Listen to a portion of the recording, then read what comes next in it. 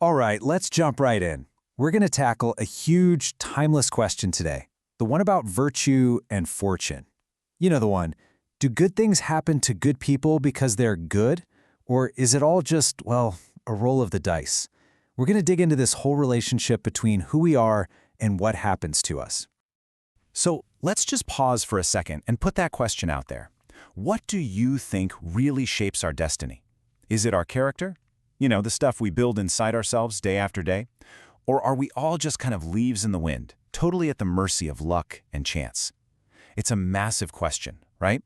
And it's pretty much the whole point of what we're talking about today.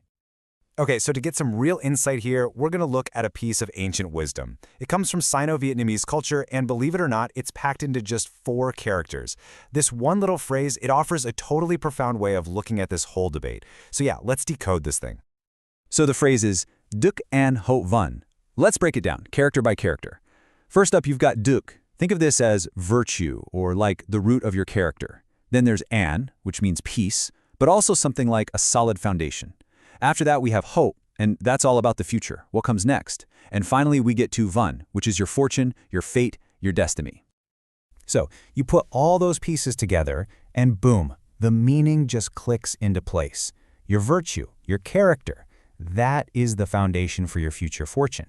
It's the starting point for literally everything else. But, you know, like with any deep piece of wisdom, it's not quite that simple. There's more than one way to slice this.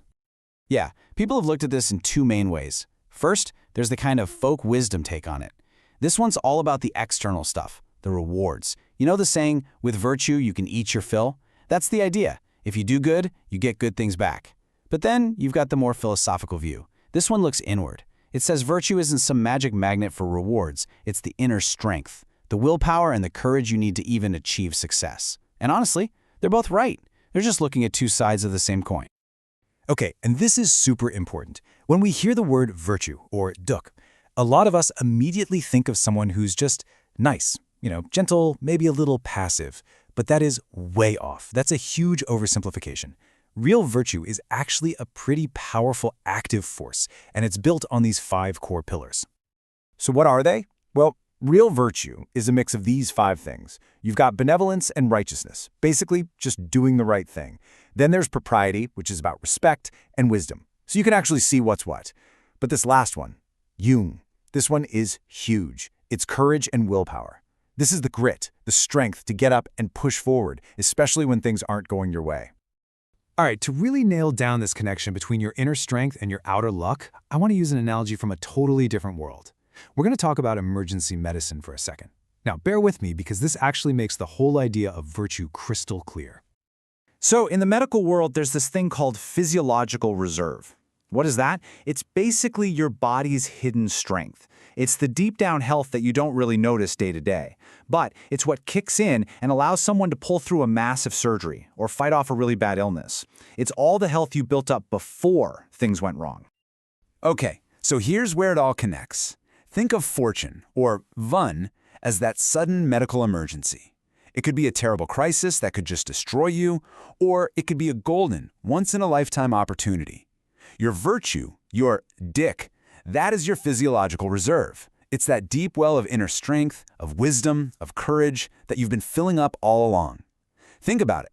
A doctor's skills can only save a patient who has that underlying reserve.